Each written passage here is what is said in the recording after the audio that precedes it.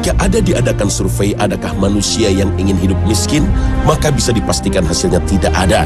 Semua orang ingin hidup kaya raya. Begitulah manusia, secara naluri tidak ada yang ingin hidup melarat. Karena itu, tidak heran bila kebanyakan orang siap berjibaku untuk mendapatkan kekayaan. Tetapi, tidak semua jalan mendapatkan kekayaan ditempuh dengan jalan yang benar. Lalu, apa sajakah amalan-amalan yang bisa mendatangkan harta?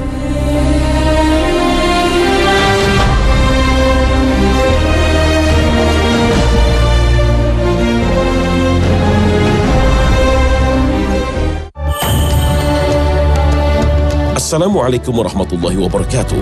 Pemirsa Khazanah yang dirahmati Allah, kita bertemu lagi di program kesayangan kita ini. Mudah-mudahan episode pagi ini bisa bermanfaat untuk kita sebagai umat muslim. Hidup berkecukupan harta tampaknya menjadi impian semua orang. Ya, karena dengan harta yang berlimpah, semua keinginan yang bersifat material bisa mudah dipenuhi. Mau berlibur kemanapun bisa, mau mobil yang super mewah juga gampang. Bahkan hasrat memiliki pesawat pribadi dan pulau pribadi pun bisa. Mungkin yang belum bisa hanya membangun negara pribadi. Hidup kaya tidaklah ada yang melarang. Manusia wajib untuk berusaha. Yang dilarang adalah menjadikan harta sebagai tujuan dan segala-galanya demi harta. Allah Ta'ala telah mewajibkan manusia untuk mencari nafkah yang berupa harta yang halal. Dengan harta itu, manusia bisa menunaikan kewajibannya untuk memenuhi hak-hak istri, anak, dan keluarganya. Allah Ta'ala telah berfirman, وَمِنْ رَحْمَتِهِ جَعَلَ لَكُمُ اللَّيْلَ وَالنَّهَارَ لِتَسْكُنُوا فِيهِ وَلِتَبْتَغُوا مِنْ فَضْلِهِ وَلَعَلَّكُمْ تَشْكُرُونَ. Nah pemirsa Khazanah, bila sudah memiliki harta, maka kita sebagai manusia wajib untuk bersyukur, bukan malah melupakan Allah, pemberi nikmat tersebut. Katakanlah, sesungguhnya solatku, ibadahku, hidupku, dan matiku hanyalah untuk Allah, Tuhan semesta alam. Al-Quran, Surah Al-An'am ayat 162. Selain itu, Allah Ta'ala memberikan harta benda sebagai titipan dan juga amanah yang harus dipergunakan sebagaimana mestinya. Inilah yang sering manusia lupa. Harta dihampurkan untuk keperluan yang mubazir.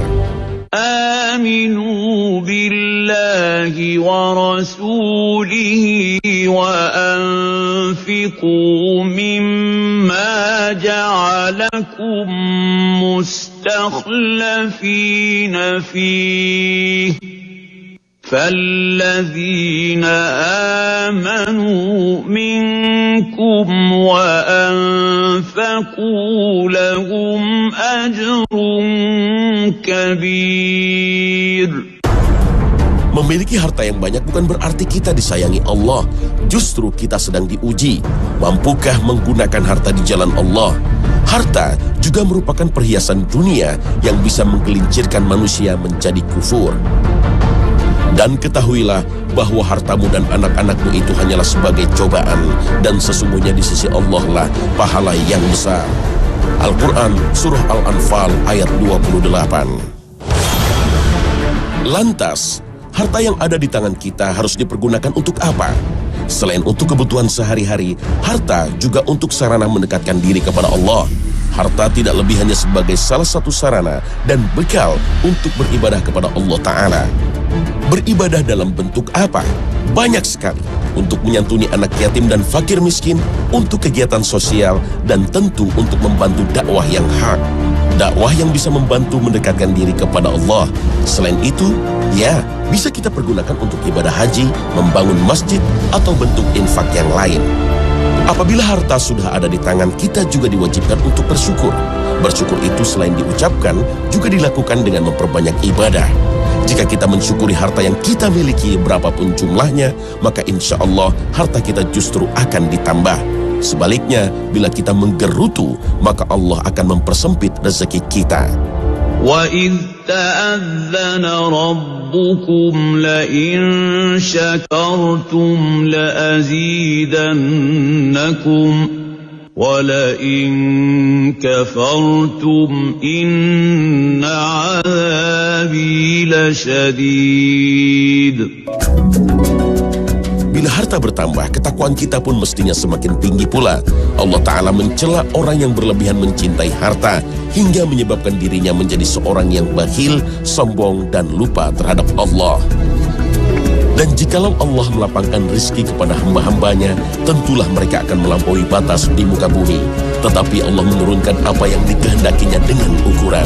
Sesungguhnya, Dia maha mengetahui keadaan hamba-hambanya lagi maha melihat. Al-Quran, Surah Asy-Syura, ayat 27. Sebagai muslim, sudah selayaknya menempatkan harta dan kekayaan lebih tinggi dengan kedudukan iman dan ibadah kepada Allah. Ingatlah, Allah menciptakan jin dan manusia tidak lain untuk beribadah kepada Allah. Karena itu, kita harus menempatkan harta semata-mata sebagai alat untuk membantu ibadah-ibadah kita. Jadi, hidup bukan pula untuk berfoya-foya dan bersenang-senang semata.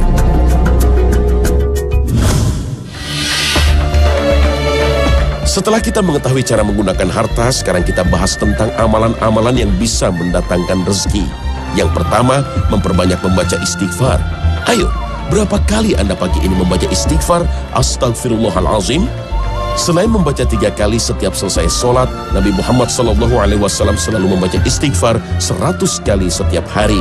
Dan waktu yang dianjurkan adalah di pagi hari, selepas sholat subuh hingga waktu sholat duha, atau yang dikenal dengan zikir pagi.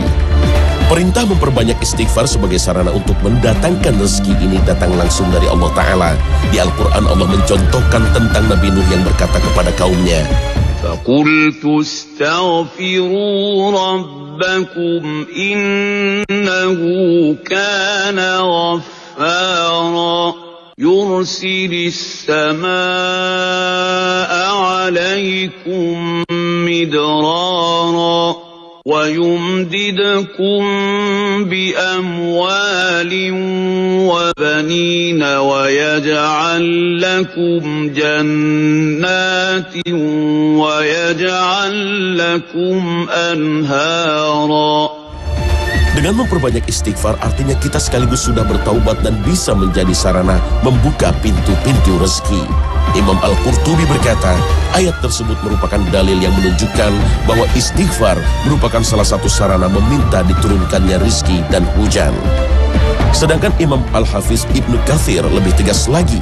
Maknanya, jika manusia bertaubat kepada Allah, meminta ampun kepadanya dan kalian senantiasa mentaatinya, niscaya Allah akan membanyakkan rizki dan menurunkan air hujan serta keberkahan dari langit. Mengeluarkan berkah dari bumi, menumbuhkan tumbuh-tumbuhan untuk kalian, melimpahkan air susu perahan untuk kalian, memperbanyak harta dan anak-anak untuk kalian.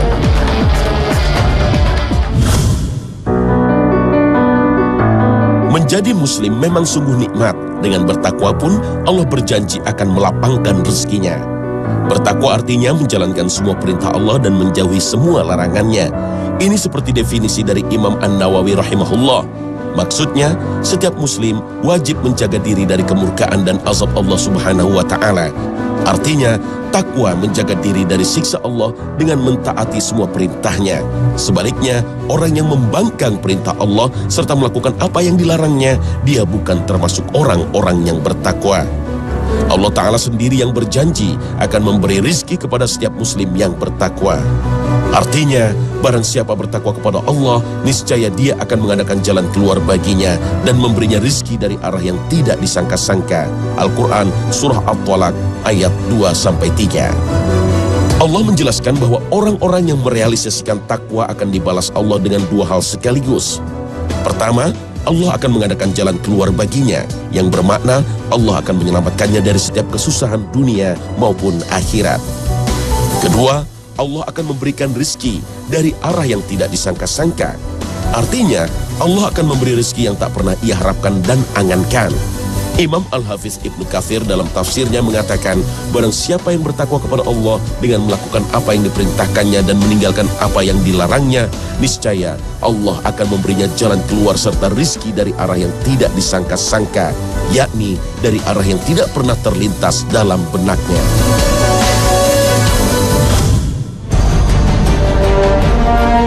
Apa yang dimaksud bertawakal kepada Allah?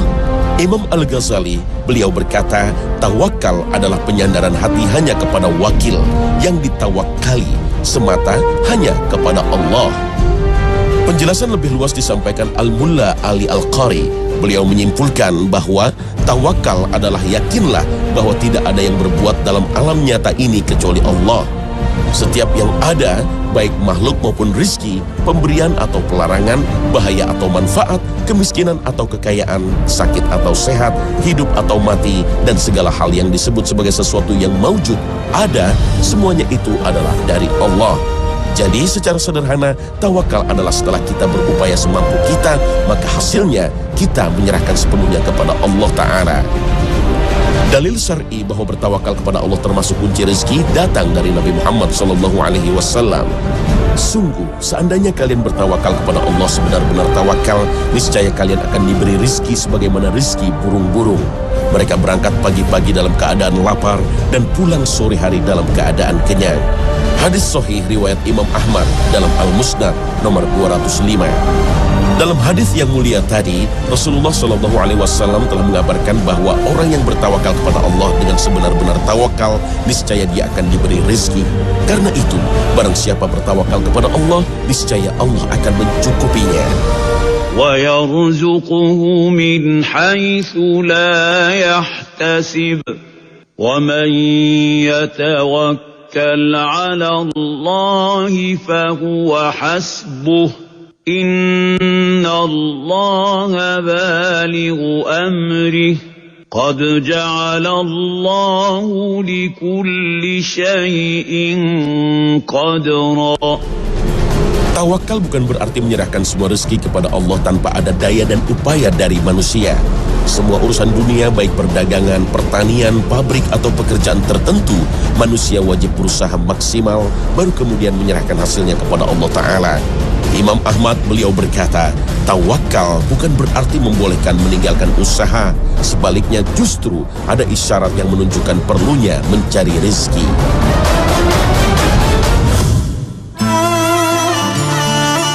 Di antara kunci-kunci rezeki adalah beribadah kepada Allah sepenuhnya. Jangan salah mengartikan, beribadah sepenuhnya bukanlah yang dimaksud dengan meninggalkan usaha untuk mendapatkan penghidupan dan duduk di masjid sepanjang siang dan malam. Yang dimaksud, hendaknya kita beribadah dengan hati dan jasadnya, khusyuk dan merendahkan diri di hadapan Allah yang Maha Esa, menghadirkan dalam hati betapa besar keagungan Allah, benar-benar merasa bahwa ia sedang bermunajat kepada Allah yang Maha menguasai dan Maha menentukan. Dengan cara beribadah seperti itulah rezeki insya Allah mengalir. Nabi Muhammad SAW bersabda, hendaknya kamu beribadah kepada Allah seakan-akan kamu melihatnya. Jika kamu tidak melihatnya, maka sesungguhnya Dia melihatmu. Hadis riwayat Imam Muslim. Ya, hadis itu menganjurkan kita untuk beribadah sekhusyuk mungkin. Janganlah kita termasuk orang-orang yang beribadah, jasad mereka berada di masjid, sedang hatinya berada di luar masjid. Hadis lain yang diriwayatkan Imam Ahmad, At-Tirmizi, Ibnu Majah dan Al-Hakim dari Abu Hurairah radhiyallahu anhu dari Nabi SAW, beliau bersabda, sesungguhnya Allah Ta'ala berfirman, wahai anak Adam, beribadahlah sepenuhnya kepadaku, niscaya aku penuhi hatimu yang ada di dalam dada dengan kekayaan, dan aku penuhi kebutuhanmu. Jika tidak kalian lakukan, niscaya aku penuhi tanganmu dengan kesibukan, dan tidak aku penuhi kebutuhanmu kepada manusia. Nabi SAW dalam hadis tersebut mengabarkan, Allah menjanjikan kepada orang yang beribadah kepadanya sepenuh hati dengan 2 hadiah. Sebaliknya mengancam bagi yang tidak beribadah kepadanya dengan sepenuhnya dengan 2 siksa. 2 hadiah itu adalah Allah mengisi hati orang yang beribadah kepadanya sepenuhnya dengan kekayaan serta memenuhi kebutuhannya. Sedang 2 siksa itu adalah Allah memenuhi kedua tangan orang itu dengan berbagai kesibukan dan ia tidak mampu memenuhi kebutuhannya.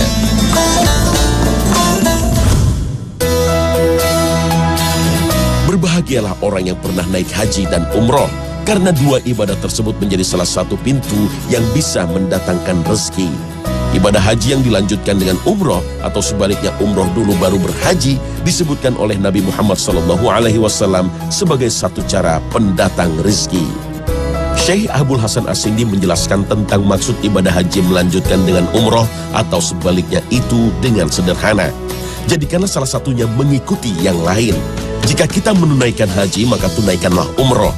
Dan jika menunaikan umroh, maka tunaikan haji. Sebab keduanya saling mengikuti. Dalil melanjutkan haji dengan umroh atau sebaliknya termasuk kunci rizki antara lain Imam Ahmad, At-Tirmizi, An-Nasai, Ibnu Huzaimah dan Ibnu Hibban meriwayatkan dari Abdullah bin Mas'ud radhiyallahu anhu berkata, Rasulullah shallallahu alaihi wasallam bersabda, lanjutkan haji dengan umroh, karena sesungguhnya keduanya menghilangkan kemiskinan dan dosa, sebagaimana api dapat menghilangkan kotoran besi, emas, dan perak. Dan tidak ada pahala haji yang mabrur itu, melainkan surga. Dalam hadis yang mulia tadi, Nabi SAW yang terpercaya berkata bahwa buah melanjutkan haji dengan umroh atau sebaliknya adalah hilangnya kemiskinan dan dosa.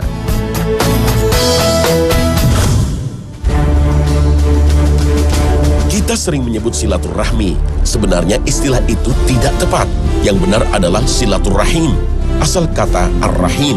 Makna ar-rahim adalah para kerabat dekat.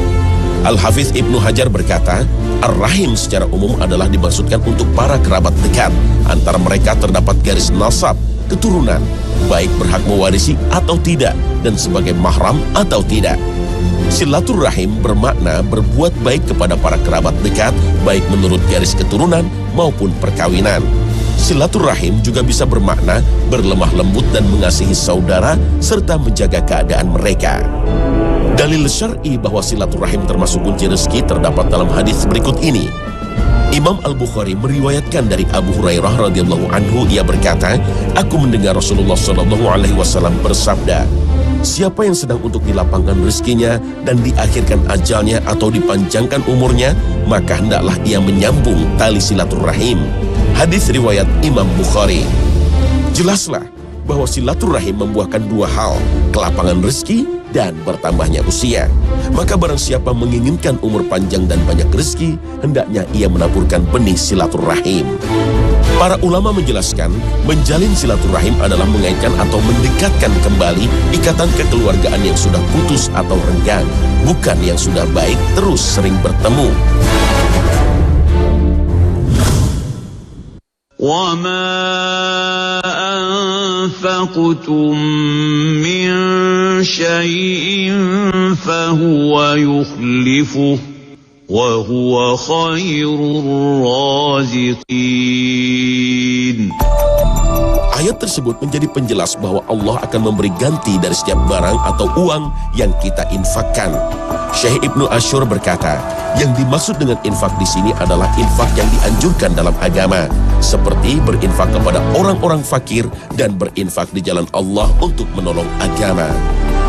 Dalil syar'i bahwa berinfak di jalan Allah adalah termasuk kunci rezeki ada beberapa ayat Al-Quran dan hadis.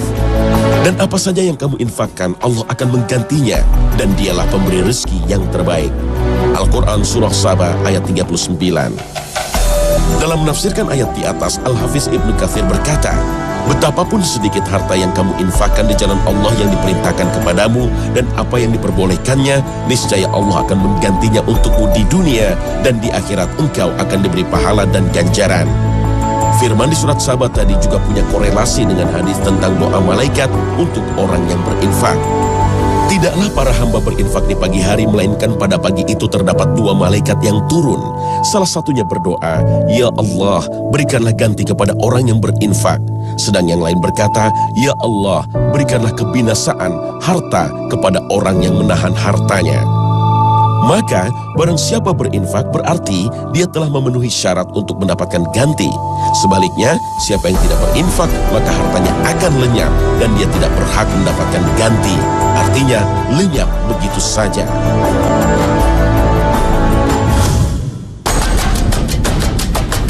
Termasuk kunci-kunci rezeki adalah memberi nafkah kepada orang yang sepenuhnya menuntut ilmu syariat atau agama.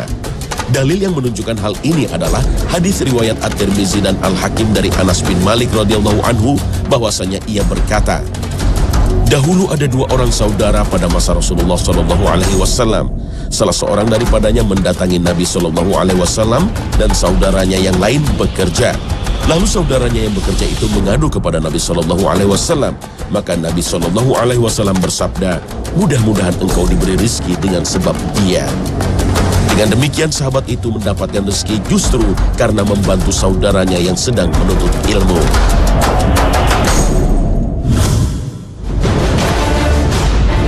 Berikutnya yang termasuk di antara kunci-kunci rezeki adalah berbuat baik kepada orang-orang miskin. Nabi SAW menjelaskan, para hamba ditolong dan diberi rezeki disebabkan oleh orang-orang yang lemah di antara mereka.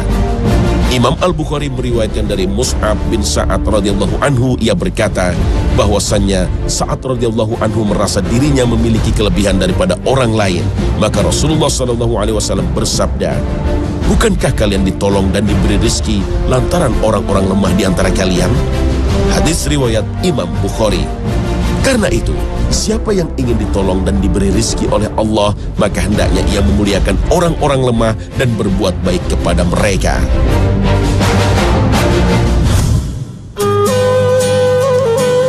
Hijrah dalam bahasan ini sesuai dengan penjelasan Imam Ar-Raghib Al-Asfahani, yakni keluar dari negeri kafir kepada negeri iman, sebagaimana para sahabat yang berhijrah dari Mekah ke Madinah.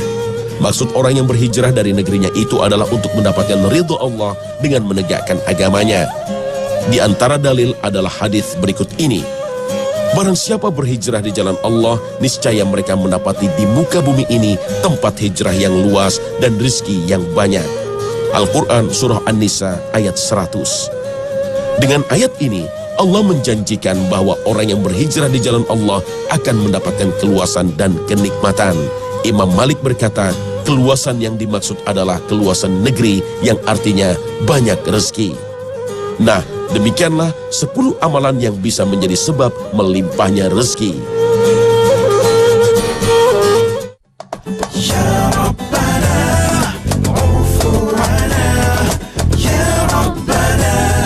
Nah, pemirsa Khazanah, demikianlah pembahasan kita kali ini.